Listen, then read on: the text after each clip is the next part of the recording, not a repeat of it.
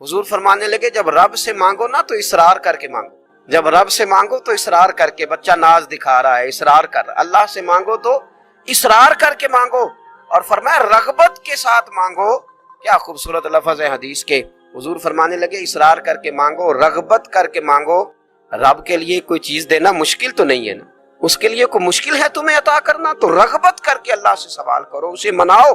کہ جب انسان بہت زیادہ عاجزی کرتا ہے نا، بہت زیادہ عاجزی، تو پھر بھی اللہ مان جاتا ہے۔ جب وہ اس کے حضور بہت عجز کا اظہار کرتا ہے، بہت زیادہ عجز کا اظہار کرتا ہے، وہ ڈر جاتا ہے اس سے۔ وَلِمَنْ خَافَ مَقَامَ رَبِّهِ جَنَّتَانِ، فرمایا جو میرے سامنے کھڑے ہونے سے ڈرے گا میں اسے 2 جنتیں عطا کروں۔ حضرت بابا فرید الدین مسعود گنج شکر بابا صاحب رحمۃ اللہ علیہ فرماتے ہیں کہ ایک نیک نوجوان تھا، دن کو روزہ رکھتا، رات کو نماز پڑھتا، پر اللہ سے ڈرتا پھر بھی بہت ہی زیادہ تھا، بڑا ہی ڈرتا تھا۔ موت کا وقت آیا تو ماں ہی تھی بس اس کی، تو ماں سے کہنے لگا اماں تو میری ماں ہے، میرے ساتھ 3 وعدے تو کر۔ اس نے کہا پتر تو بتا، آخری ہج کی لے رہا ہے اور اس غریبنی ماں سے تو وعدہ لے رہا ہے، بتا کیا وعدہ ہے؟ تو عرض کرنے لگا اماں جب میں مر جاؤں نا تو میرے گلے میں رسی ڈال کے تو مجھے گھمانا گھر کے صحن میں، اور لوگوں کو کہنا جو رب کی نافرمانی کرے اس کا یہی حال ہوتا ہے، یہ اعلان کرنا جو اللہ کے نافرمان ہوں ان کا یہی اشر کیا جانا چاہیے۔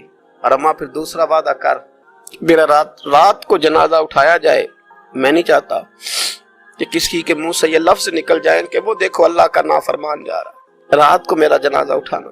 اور اماں تیسرا میرے ساتھ وعدہ کر کہ لوگ مجھے دفن کر کے آ جائیں گے تو میری قبر پہ چلی جائے گی، عمل میرے پاس کوئی نہیں، پر مجھے لگتا ہے ماں کے قدموں کی برکت سے عرش کا مالک بھی رحم فرمائے گا، اماں تو وعدہ کر کہ میرے ساتھ وعدہ کر۔ بابا صاحب رحمۃ اللہ علیہ فرمانے لگے کہ ماں بوڑھی ماں نے وعدہ کر لیا، کہا بیٹے ٹھیک ہے اگر تیری یہی ضد ہے تو میں تیار ہوں۔ پھر اس نے کلمہ شہادت پڑھا، اس نوجوان کی روح پرواز کر گئی، بوڑھی ماں نے رسی منگائی، تو وَلِمَنْ خَافَ مَقَامَ رَبِّهِ جَنَّتَانِ، جو ڈر جائے، اس نے تو کہا تھا نا کہ رسی ڈال کے گھمانا اور کہنا یہ اللہ کا نافرمان ہے، اس کا یہی اشر ہونا چاہیے تھا، لیکن جب ماں گلے میں رسی ڈالنے لگی تو گھر کے ہر کونے سے آواز آنے لگی خبردار یہ رب کا دوست ہے، اللہ کے دوستوں کے ساتھ اس طرح کا معاملہ نہ کیا جائے، اسے چھوڑ دیا جائے، اور کہا تمہیں کچھ بھی اور کرنے کی ضرورت نہیں ہے، یہ تو رب کا دوست ہے اور رب کی بارگاہ میں حاضر ہو گیا۔ کچھ کوئی بندہ کہے گا کہ یہ تو ایک بابا فرید کا سنایا ہوا واقعہ ہے، سنیے بخاری میں حدیث ہے، نبی پاک صلی اللہ علیہ وسلم نے فرمایا، حضرت ابو ہریرہ رضی اللہ تعالیٰ عنہ راوی ہیں، حضور فرماتے ایک شخص مرنے لگا تو اپنے بچوں سے کہنے لگا کہ میں جب مر جاؤں تو مجھے جلا دینا، اور پھر میرے جلے ہوئے وجود کو پیس دینا، پھر مجھے ہوا میں اڑا دینا، پتر مجھے اڑا دینا، مجھے بڑا ڈر لگتا ہے، اگر رب نے مجھ سے حساب پوچھا تو میں قابل نہیں ہوں، اڑا دینا مجھے ہواؤں میں، اگر اس نے مجھ سے عذاب لیا تو حساب لیا تو بڑا سخت حساب لے گا۔ حضور فرماتے ہیں بخاری میں موجود ہے، اس کے بچوں نے اسی طرح کیا، اس کے مرنے کے بعد اسے جلایا، ہوا میں اڑا دیا۔ اللہ کے محبوب فرماتے ہیں رب کریم نے حکم دیا زمین کو کہ اس کے ذرات کو جمع کرو، زمین نے ذرے جمع کیے، خدا نے حکم دیا تو اس کا وجود پھر سے اسی شکل میں آیا، تو رب کریم نے فرمایا یہ جو تو نے وصیت کی تو کیوں کی؟ اللہ جانتا ہے کہ نہیں جانتا؟ یہ کی تو کیوں کی؟ تو وہ پڑا کہنے لگا اللہ میرے اندر تو طاقت نہیں تھی تیرے سامنے کھڑا ہو کے حساب دے سکوں، تجھے منانے کے لیے تیرے خوف سے ڈر گیا، میں ڈر گیا۔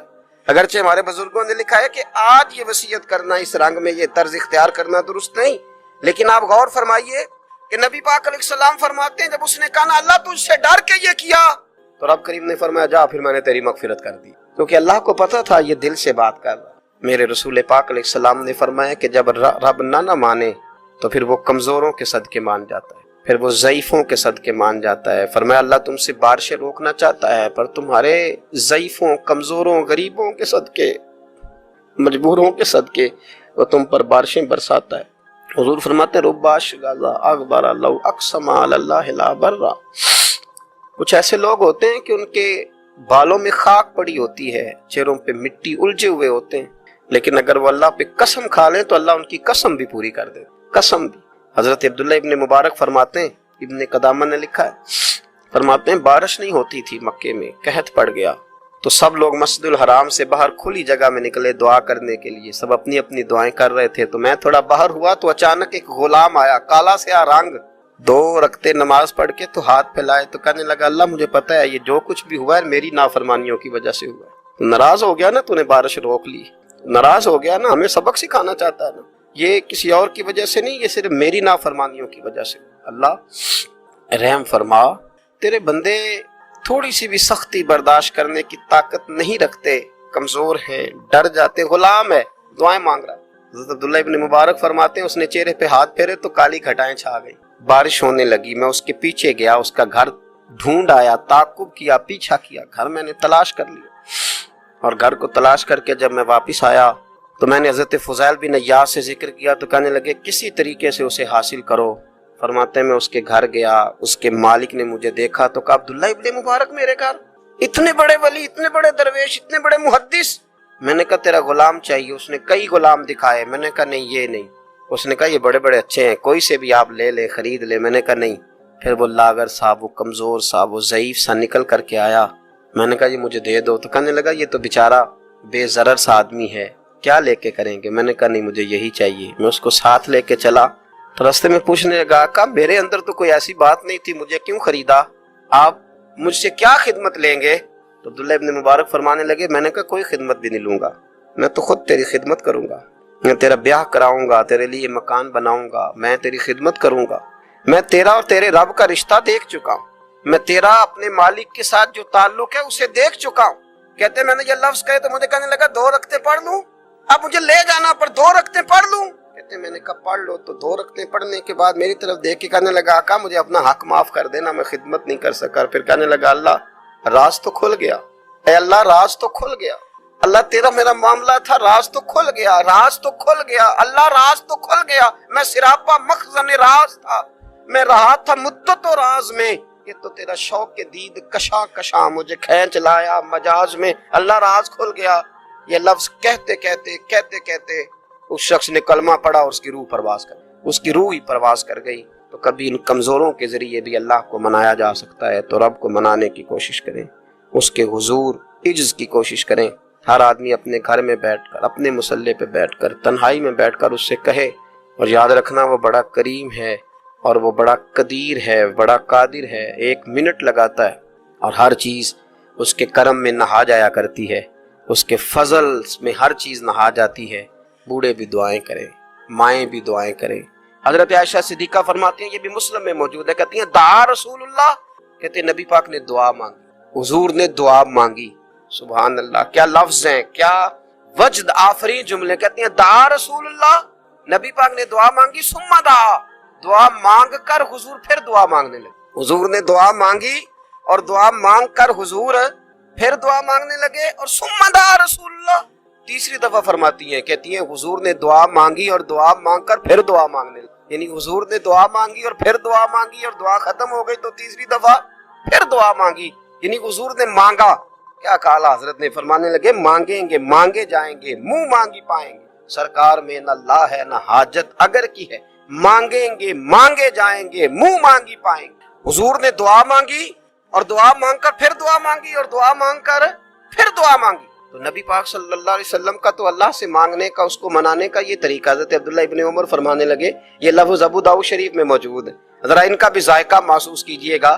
حضرت سیدنا عبداللہ ابن عمر فرماتے ہیں میں حضور کی مجلس میں حاضر تھا, حضور مانگنے لگے اللہ سے, حضور اللہ سے مانگنے لگے. میں تو کئی دفعہ یہ دعا بھی مانگنے لگ جاتا ہوں کہ اللہ تو ان دعاؤں کی طرف تو دیکھ جو تیرے رسول نے ہمارے لیے مانگی. اللہ تو ہمیں تو نہیں نہ مانگنا آتا, نہیں طریقہ آتا, نہیں سلیقہ آتا, نہیں انداز آتا, ہم تو بے توجہ سے لوگ ہیں, بیٹھنے کا ڈھب نہیں آتا ہمیں تو ہاتھ اٹھانے کا سلیقہ نہیں آتا, ہم تو وضو کرنے کے اس طریقے سے آشنا نہیں. پر اللہ تیرے محبوب نے تو خوب مانگا ہے نا تجھ سے, تیرے پیارے حبیب علیہ السلام نے تو تجھے منایا ہے نا ہمارے حق میں, تو اللہ تو ان دعاؤں کی طرف تو دیکھ. حضرت عبداللہ ابن عمر رضی اللہ تعالیٰ عنہ فرماتے میں حضور کی مجلس مبارکہ میں بیٹھا تھا, ابو داؤد شریف میں موجود ہے. کہتے ہیں حضور دعا مانگ رہے تھے. دعا کیا تھی؟ دعا حضور یہ مانگ رہے تھے, رب اغفر لی, یا اللہ ہمیں بخش دے, وتب علی, اللہ ہماری توبہ قبول فرما, انک انت التواب الرحیم, بے شک تو توبہ قبول کرنے والا اور رحم کرنے والا. حضور دعا مانگ رہے تھے, اے اللہ رب اغفر لی, یا اللہ ہمیں بخش دے, وتب علی, اور ہماری توبہ قبول فرما, انک انت التواب الرحیم, بے شک تو توبہ قبول کرنے والا اور رحم کرنے والا. حضرت عبداللہ ابن عمر فرماتے اس ایک دعا کو ایک ہی مجلس میں ایک ہی جگہ بیٹھ کر میرے نبی پاک نے اپنی زبان اطہر سے 100 مرتبہ ادا فرمایا۔ 100 مرتبہ حضور نے یہ لفظ کہے رب اغفر لی وتب علی، رب اغفر لی وتب علی، رب اغفر لی، اے اللہ بخش دے، رحم فرما، وتب علی، بس قبول کر لے نا اب ہماری توبہ، انک انت التواب الرحیم، بے شک تو توبہ قبول کر لیا کرتا ہے، تو رحم فرمایا کرتا ہے۔ ایک ہی مجلس میں 100 دفعہ حضور نے دعا مانگی، دعا مانگ کے پھر دعا مانگی، اور دعا مانگ کے پھر دعا مانگی۔ اللہ کو منایا میرے رسول پاک، حضور نے ہمیں بتلایا اسے مناؤ، اس کی بارگاہ عالی مرتبت میں جھکو، اور حضور نے خود بھی یہ طریقہ ہمارے سامنے بطور سنت کے چھوڑا، اور پھر نبی پاک صلی اللہ علیہ وسلم نے آگے بڑھ کے ہمیں کچھ اور باتیں بھی ارشاد فرمائی۔ حضور نے ہمیں بتلایا کہ پچھلے لوگ اپنے رب کو کیسے مناتے، وہ کس طرح اس کے حضور ناز عرض کرتے تھے۔ حضور نے ہمیں اللہ کو منانے کے طریقے بھی بتلائے، فرمایا جب ماں باپ دعا مانگیں گے اولاد کے حق میں تو وہ مان جائے۔ حضور علیہ السلام نے فرمایا جب مسافر دعا مانگے گا تو اللہ مان جائے گا۔ فرمایا میرے رسول کریم نے کہ جب بیمار دعا مانگے گا تو اللہ مان جائے گا۔ اور سید عالم علیہ السلام فرمانے لگے جب تمہارے ضعیف، کمزور، مجبور لوگ دعا مانگیں گے تو اللہ مان جائے گا۔ اور حضور نے فرمایا جب تم فرض ادا کر کے دعا مانگو گے تو اللہ مان جائے گا۔ اور میرے محبوب نے فرمایا جب پچھلی رات اٹھ کے تم اس کے حضور عرض کرو گے تو وہ تمہاری دعاؤں کو قبول کر لے گا، وہ تم مان جائے گا۔ اور حضور نے ہمیں دن بتائے، فرمایا جمعے والے دن مانگنا مان جائے گا، شب قدر کو مانگ لینا مان جائے گا، شب برات میں دعائیں کرنا وہ مان جائے گا، رمضان کی راتوں میں مانگنا مان جائے گا، قرآن پاک کے ختم کے موقع پر دعا کرنا مان جائے گا۔ طریقے بتلائے۔ اب یہ ہے کہ ہم نے تو مانگنا تھا نا اس کی بارگاہ، ہم نے تو حاضر ہونا تھا، ہم نے تو جانا تھا، اب ہم نے آگے بڑھنا ہے، اس کے حضور عرض کرنا ہے۔ حضور نے ہمیں بتلایا کہ مومن متقی ہوتا ہے نا، پرہیزگار ہوتا ہے، تو اس نے کچھ نیکیاں بھی کی ہوتی ہیں، جس طرح اسے اپنے گناہوں کا پتہ ہوتا ہے نا، اسے پتہ ہوتا ہے کہ نہیں یار فلاں کام میں نے فقط اللہ کی رضا کے لیے کیا ہوا ہے، وہ میرا اور میرے رب کا راز ہے۔ فرمایا جب تم بڑے الجھ جاؤ نا، جب تم بڑی آزمائش میں آ جاؤ، اور جب تم سمجھ لو کہ اب میں بڑی تکلیف میں آ گیا ہوں، تو پھر ایک طریقہ حضور نے ہمیں اور بھی بتلایا مانگنے کا، ایک اور طریقہ بھی بتلایا، اور وہ روایت صحیح مسلم میں موجود ہے۔ راوی حضرت عبداللہ ابن عمر رضی اللہ تعالیٰ، حضور فرماتے ہیں 3 لوگ سفر کر رہے تھے، یہ آپ اندازہ فرمائیے صحیح مسلم کی حدیث ہے، اور ذرا حضور کے سمجھانے کا ایک یہ رنگ بھی ہے اللہ کو منانے کا، ایک یہ انداز بھی ہے اس کی بارگاہ میں گزارشات پیش کرنے کا، یہ بھی ایک طریقہ حضور نے ہمیں بتلایا۔ اگرچہ اپنی نیکیوں کو چھپانا چاہیے، نیکیاں جو چھپی ہوئی ہوتی ہیں وہ قیمتی ہوتی ہیں، وہ قیمتی چیزیں ہوتی ہیں جو لوگوں نے چھپا کر کے رکھی ہوتی ہیں۔ حضرت عبداللہ ابن عمر فرمانے لگے کہ نبی پاک صلی اللہ علیہ وسلم فرماتے ہیں 3 لوگ سفر کر رہے تھے، رستے میں طوفان آ گیا، تیز بارش شروع ہو گئی، تو حضور فرماتے ہیں وہ تینوں بارش سے بچنے کے لیے ایک غار میں چھپ گئے۔ کو پتہ ہے پرانے زمانے کے اندر غاریں ہوتی تھیں، اور لوگ جب سفر کرتے تھے لمبے تو پتھروں اور پہاڑوں کے بیچ میں سے سفر کرتے تھے، وہ غار کے اندر چلے گئے۔ اب چونکہ طوفان بہت زیادہ تھا، جب وہ غار کے اندر چلے گئے تو اللہ کے پیارے حبیب صلی اللہ علیہ وسلم فرماتے ہیں پتھر اوپر سے لڑکتا ہوا آیا اور غار کے منہ کے آگے آ کے اس نے غار کو بند کر دیا۔ اب اتنا تیز اور اس مضبوطی کے ساتھ وہ پتھر لگا، اور اتنا صحیح فٹ ہوا کہ اندر روشنی آنی بھی ختم ہو گئی۔ اب 3 لوگ ہیں، تھوڑی دیر تو وہ پریشان رہے کہ شاید اب کبھی بچ نہیں سکیں گے، شاید چاروں جانب اندھیرا ہی ہے اور اندھیرا ہی رہے گا، شاید یہاں سے نکلنے کے لیے اب ہمیں کوئی رستہ میسر نہیں آئے گا۔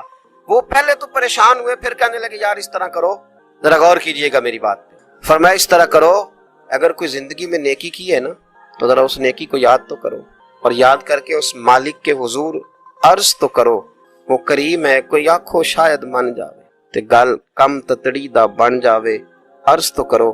ان میں سے یہ آپ اندازہ فرمائیے، یہ بات بیان کر رہا ہے، یہ مدینے والے رسول بیان کر رہے ہیں، یہ نبی پاک علیہ السلام نے بیان فرمایا، یہ وہ کہانی ہے جو ہمیں ہمارے نبی پاک نے سنائی، رسول کریم علیہ السلام نے ہمیں بتلائی، یہ داستان محبت۔ حضور فرمانے لگے ایک نے ان میں سے ہاتھ اٹھائے اور اس نے انداز کیا چھیڑا، عرض کرنے لگا اللہ تو جانتا ہے نا میں نے بکریاں رکھی ہیں، میں غریب ہوں، مزدور ہوں، اور مالک تو یہ بھی جانتا ہے کہ میرے بچے بھی ہیں، بیوی بھی ہے، پر میں جب بھی گھر لوٹا ہوں تو دودھ میں نے بچوں اور بیوی کو پہلے نہیں دیا، بوڑھے ماں باپ کو پہلے دیا۔ اللہ میں نے ان کے ساتھ ہمیشہ کرم کے بازو کھول کر معاملہ کیا۔ وہ غار میں تنہا بیٹھے ہیں اور اپنے مالک کو منا رہے ہیں، عرض کرتے ہیں اللہ تجھے یاد ہے نا ایک رات جب میں بڑی دیر سے لوٹا تھا، لکڑیاں کاٹتے درخت تلاش کرتے مجھے دیر ہو گئی، میں دیر سے لوٹا تھا، نیت یہ کر رکھی تھی کہ دودھ سب سے پہلے ماں باپ کو پلاؤں گا، مالک جب میں لوٹا تو وہ بوڑھے تھک کار کے سو گئے تھے، میری بیوی نے مجھے کہا کہ بچوں کو پلا دو، وہ سو گئے، تو میں نے کہا نہیں میرے ذمے ہے ان بوڑھوں کے دل کو ٹھنڈا کرنا، ان سے پیار کرنا۔ اللہ بیوی مانگتی رہی، بچے طلب کرتے رہے، میری ٹانگوں میں گھومتے رہے، بار بار آتے رہے، اور میں نے دودھ نہیں پلایا۔ اے مالک فجر ہو گئی، آفتاب طلوع ہونے کا وقت آ گیا، پر میں نے ماں باپ کے بیدار ہونے کا انتظار کیا۔ اے اللہ وہ جب اٹھے تو ان کی آنکھوں میں جو میرے لیے دعا تھی اور ان کے سینوں میں جو میرے لیے کرم تھا، اگر تیری بارگاہ میں وہ نیکی قبول ہے تو مالک پھر رحم فرما، نہ اس مشکل سے آسانی عطا فرما۔ سنو سنو، رسول کریم صلی اللہ علیہ وسلم فرماتے ہیں کہ اس بندے کی دعا مکمل ہوئی تو پتھر تھوڑا سا سرک گیا، اور اتنا سرکا کہ آسمان نظر آنے لگا۔ جس نے ماں باپ کو منایا ہے، ان سے پیار کیا ہے، پھر یہی بات وسیلہ بن جائے گی رب کے ماننے، پھر یہ وسیلہ بنے گی، اللہ اس سے مان جائے۔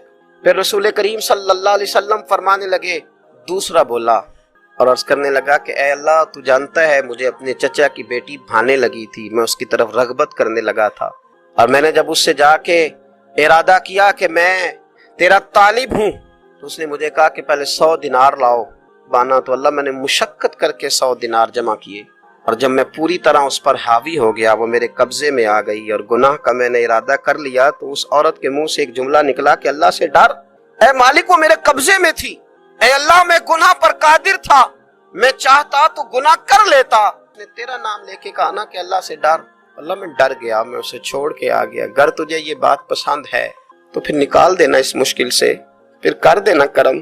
اللہ میری بھی تو چڑھتی جوانی تھی نا، میں بھی تو سب کچھ کر سکتا تھا، پر تیرے لیے تیری خاطر میں لذت گناہ سے باز رہا، تو اللہ تو رحمت فرما دے۔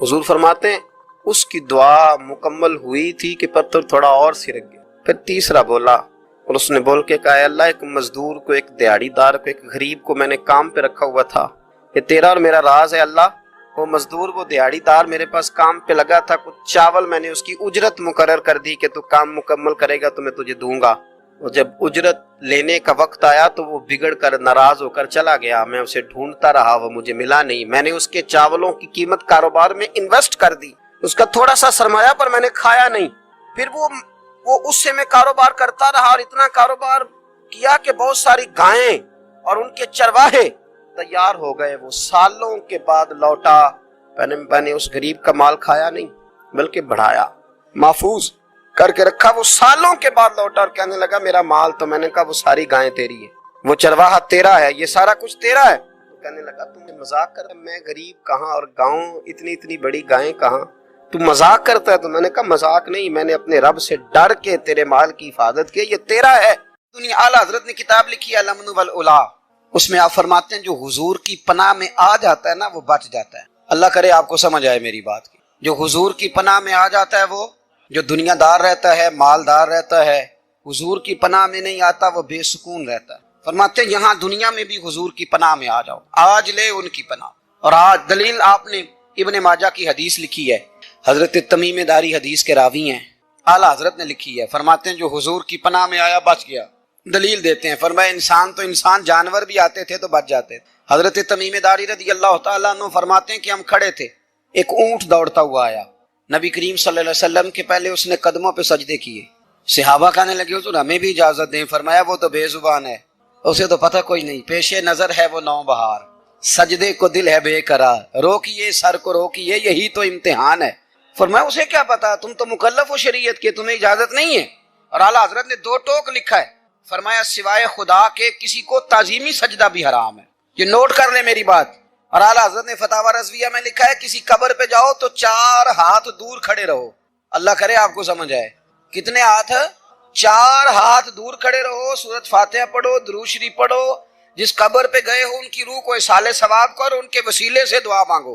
اعلیٰ حضرت فرماتے ہیں قبر کو سجدہ بالاتفاق حرام ہے، طواف قبر کا کرنا بالاتفاق حرام ہے، بوسہ لینے میں اختلاف ہے کہ جائز ہے کہ ناجائز ہے، لیکن بوسے سے بھی چونکہ شک پڑتا ہے تو فرماتے ہیں احمد رضا کی رائے یہ ہے کہ بوسہ لینے سے بھی بچا جائے۔ وہ आ गया तो इससे अगली बातें करता है, बस खामोश रह, बाअदब रह और पीछे रह।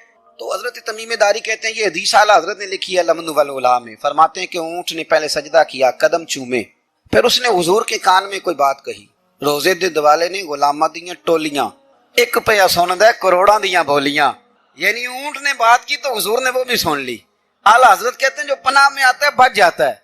कहते हैं रसूल करीम ने ना ऊंट की पुश्त पे हाथ फेरा और अल्लाह के महबूब फरमाने लगे, फिक्र न कर, अब तू आ गया है ना, तो जैसे तू कहेगा वैसे ही हो जाएगा, जैसे तू कहेगा वैसे ही। इब्ने माजा में मौजूद है, पर मैं चूंकि फाजिल बरेलवी रहमतुल्लाह अलैह की किताब से पेश कर रहा हूँ अल अम्न वल उला से, तो मैं उसी अंदाज में पेश कर रहा हूँ जिस अंदाज में वहां है। हजरत तमीम दारी कहते हैं कि हमारी समझ में बात कोई ना आई। थोड़ी देर गुजरी तो कुछ लोगों ने हाथों में रस्सियां पकड़ी हैं, खंजर पकड़े, दौड़े आए, या रसूलल्लाह ये हमारा ऊंट है। हजरत तमीम दारी कहते हैं मैंने देखा कि जब वो आ गए ना खंजर लेके, तो ऊंट हुजूर के पीछे छुप गया। आज ले उनकी पनाह, आज मदद मांग उनसे, वो हुजूर के पीछे छुप गया। तो कहते हैं कि नबी करीम सल्लल्लाहु ताला अलैहि वसल्लम ने फरमाया, क्या मसला है भाई? या रसूलल्लाह हमारा ऊंट है, ज़िबा करने लगे थे दौड़ा है। तो हुजूर फरमाने लगे वो तो तुम्हारी शिकायत कर रहा है। वो कहता है या रसूलल्लाह मैंने बरसों इनकी नौकरी की, बरसों मैंने बड़ी नौकरी की। सही कहता है या रसूलल्लाह? ठीक कहता है। हुजूर अब बूढ़ा हो गया हूँ, थोड़ा ज्यादा बोझ नहीं उठा सकता, तो मुझे ज़िबा करके खाना चाहते हैं, मैं मरना नहीं चाहता। नबी करीम फरमाने लगे अच्छे लोग ये सिला देते हैं। और न अर्ज की हुजूर आप हुक्म कर दें, हम इसको छोड़ देते हैं या रसूलल्लाह, नहीं ज़िबा करेंगे, खिदमत करेंगे। हुजूर फरमाने लगे नहीं, अब मेरे पास आया है ना, अब मैंने वापस नहीं करना।